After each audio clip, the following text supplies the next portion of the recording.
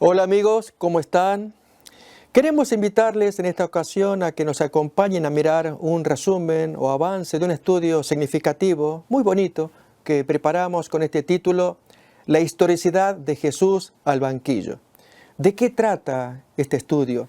Pues es mirar a lo largo de los siglos cómo han tratado a la persona de Jesús y su mensaje también. Como tenemos en el primer capítulo, queremos mirar los 20 rápidamente en este resumen. Primer capítulo, Jesús en el banquillo de los críticos. La pregunta que levantara el sumo sacerdote a Jesús, de acuerdo al Evangelio, ¿qué testifican estos contra ti?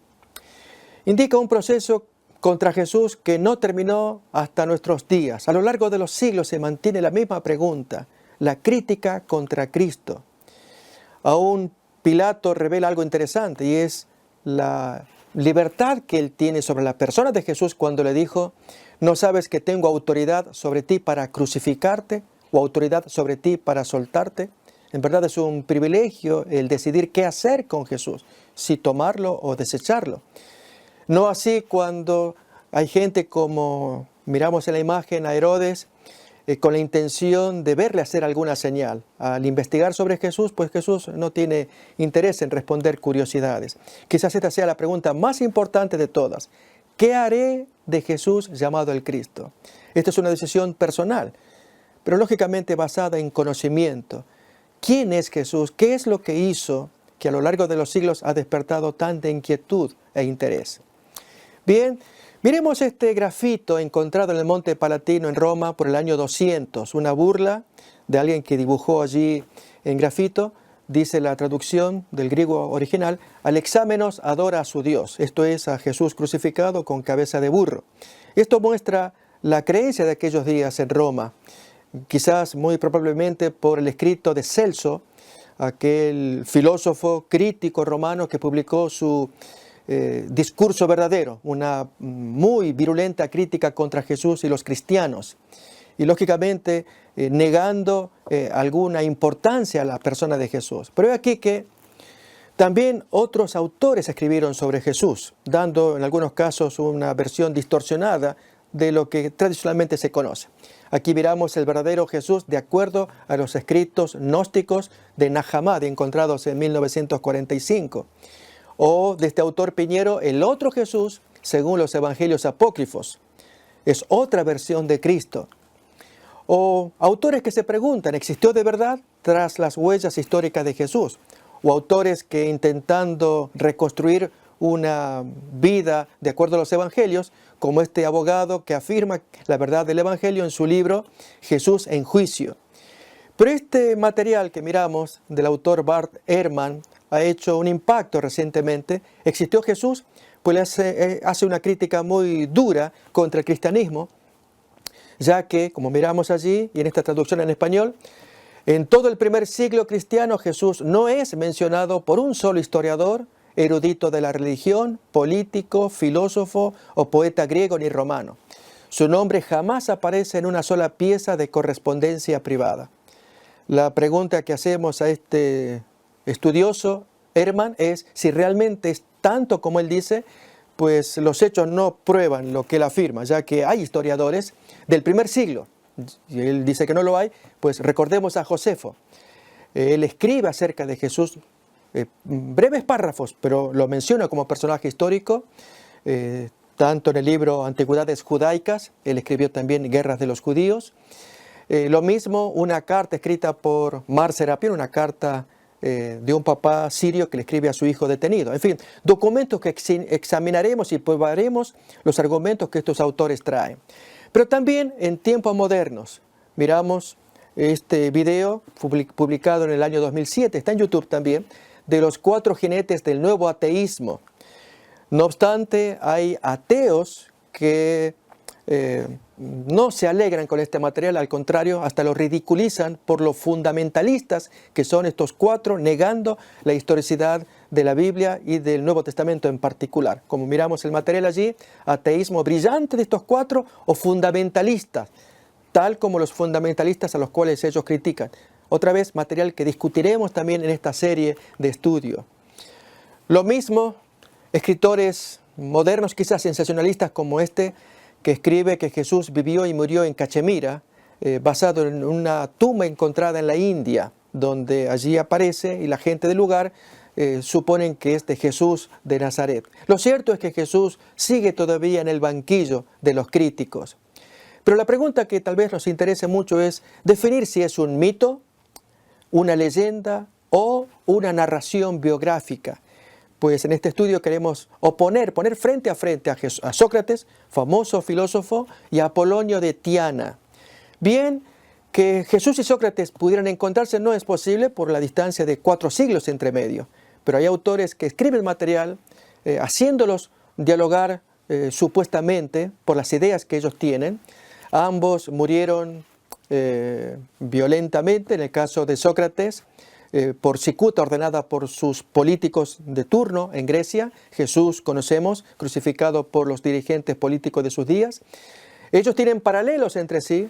Ninguno de ellos escribió nada de su pluma. Tuvieron sus respectivos discípulos, hicieron reformas en sus días.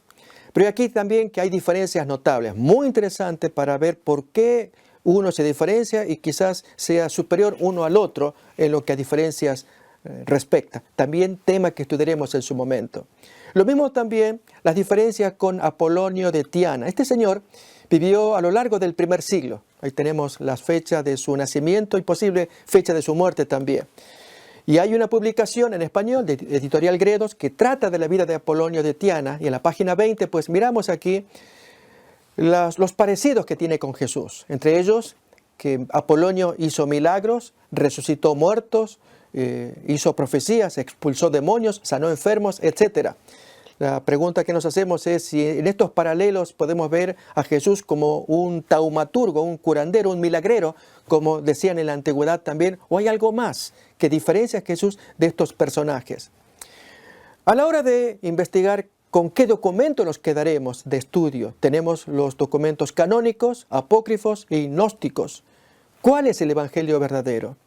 Bien, estudiaremos cómo se formaron los evangelios canónicos, esto es, a partir de la vida y enseñanza de Jesús, se transmite oralmente tales enseñanzas y se forman colecciones escritas de las cuales derivan los respectivos evangelios, Marcos, Mateo, Lucas, e incluso colecciones que los eruditos llaman fuente Q o Quell en alemán, que significa fuente, pero también Juan, otro evangelista que está apartado de estas colecciones escritas. No obstante, a pesar de que los evangelios canónicos, como miramos acá, narran la historia, hay otros escritos que también narran historia de Jesús, como es el caso de los apócrifos. Aún hay hechos de los apóstoles apócrifos, aún apocalipsis apócrifos, que los hay, que cuentan historias de Jesús, pero también desde el ángulo gnóstico. Esta palabra quiere significar aproximadamente en español sabiondo. Eran grupos de creyentes cristianos del siglo II, siglo III, que tenían una particular forma de ver a Jesús, mayormente basada en el conocimiento o en el saber, sabiondo, que cuanto más sabían de Jesús, y lo esparcían al estilo de masones con sus grupos cerrados. Y su versión era muy distinta de la tradicional. Ejemplo es, en este caso, la Biblia gnóstica, que habla de Jesús, pero una definición muy distinta. Cuanto más el Evangelio de Judas, del cual la National Geographic oportunamente hizo mucha promoción, contando que había un secreto entre ambos, Jesús y Judas, un pacto por el cual se acordaba que Jesús le proponía a Judas que lo traicionara, sería vilipendiado a nivel universal, pero con ello ganaría el cielo.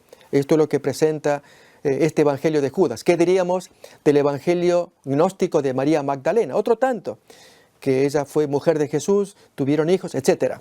Pero aquí que muy interesante es este evangelio según María Magdalena, de este autor Doug Batchelor, conocido, que basado en los evangelios, él narra una historia de María Magdalena, tomando los textos bíblicos muy diferente y a la vez muy edificante. ¿Cuál es la versión que el judaísmo trae de Jesús? Pues un estereotipo que se mantuvo a lo largo de los siglos. Tanto en el Talmud judío de Babilonia aparece allí la versión de que Jesús no es hijo de María, no recibió tal cosa como la aparición de un ángel y la anunciación del nacimiento de Jesús, sino más bien hijo de un soldado, pantera. Esto es lo que va a contar el Talmud. Otro tanto literatura judía como el Toldot Yeshu, también cuenta también en los mismos términos, de lo cual aparece literatura como Jesús el Mago, que heredó toda su magia habiendo regresado de Egipto, por lo cual cuando hacía sus curaciones lo hacía poseído por Satanás, en fin, las ideas que aún los judíos mantienen. Recordemos que son las afirmaciones que trae el Nuevo Testamento, en las críticas que los fariseos hacían contra Jesús, que por el príncipe de Belcebú hacía estas cosas. La pregunta que nos hacemos es si es que son fidedignos los 4 testigos canónicos.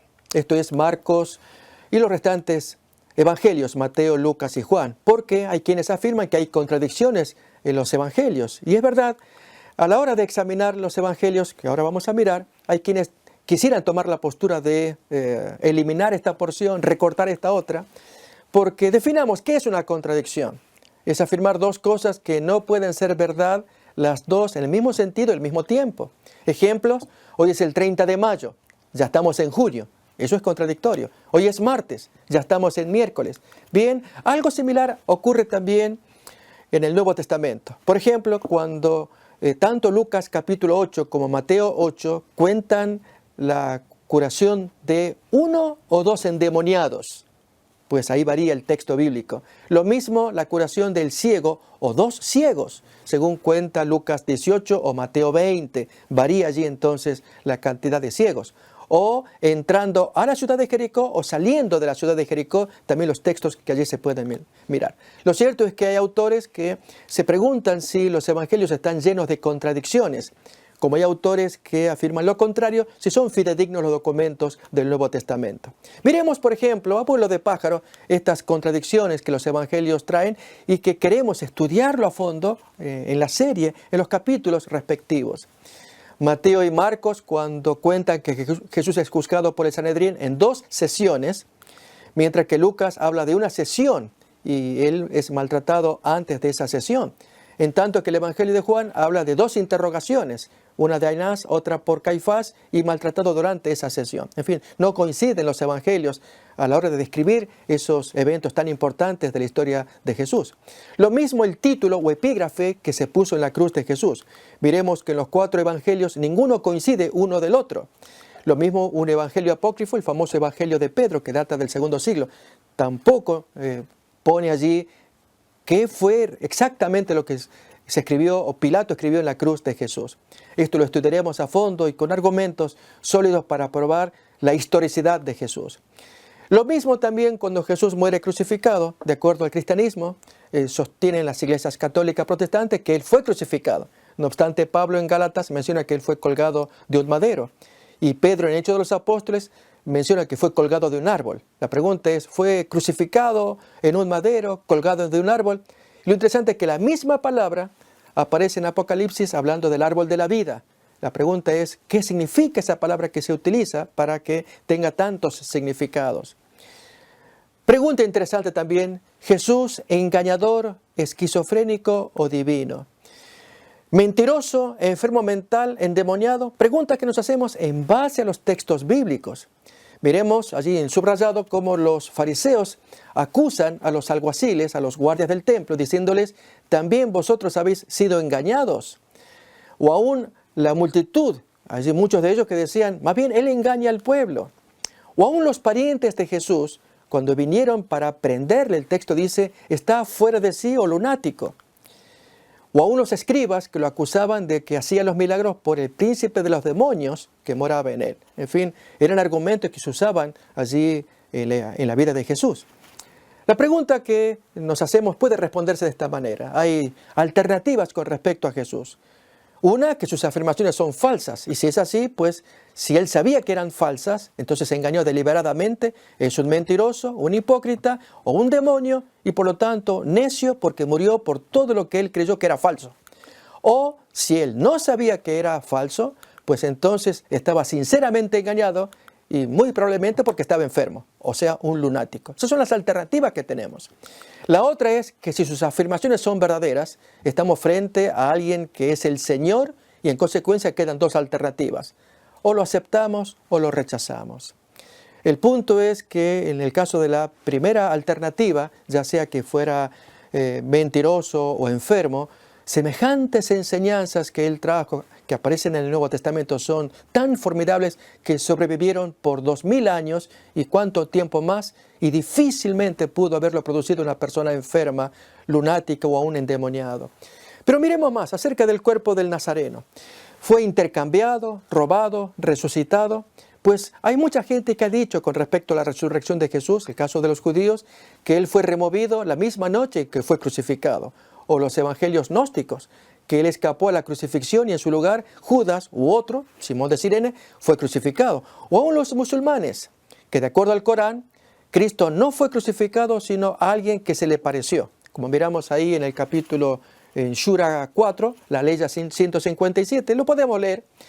Hemos dado muerte al ungido, dicen ellos, Jesús, hijo de María, el enviado de Alá, siendo así que no le mataron ni le crucificaron, sino que les pareció así.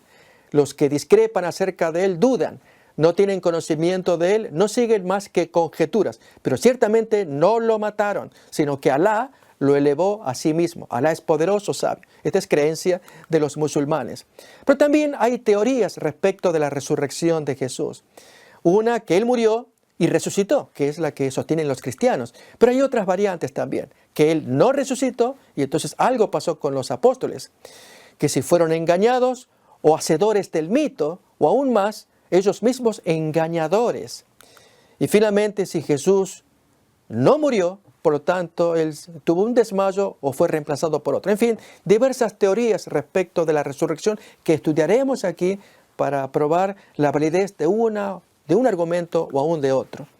Y queremos mirar a continuación los títulos apenas de los restantes temas.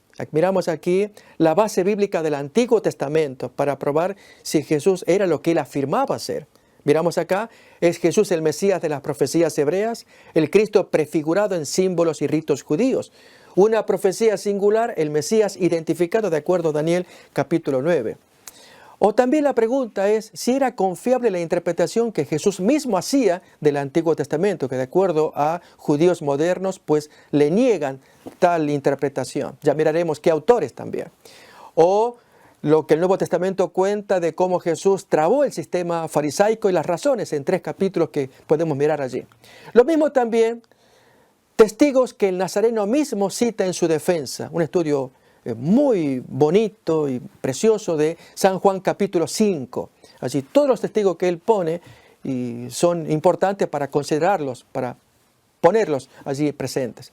La interpelación que pudo haber sido la que Nicodemo quería, pero finalmente la que se dio allí lugar. Digo Nicodemo en Juan capítulo 7, allí se cuenta ello. Lo mismo también la cronología de los hechos y mensajes de Jesús, y especialmente una historia de Herodes y su tiempo. Mejor ser puerco que hijo, una broma que el emperador Augusto, Octavio, él pronunció y que se recogió en ocasión de la matanza de Belén. Y finalmente el último capítulo, ¿es relevante la persona del Nazareno hoy? Con estos capítulos queremos mostrar que creemos que sí es pertinente, importante considerar su historia. Así, amigos, queremos invitarles a que nos acompañen a mirar estos 20 capítulos, aproximadamente de 1 hora cada uno, de estudios históricos y bíblicos acerca de la historicidad de Jesús en el banquillo. Gracias.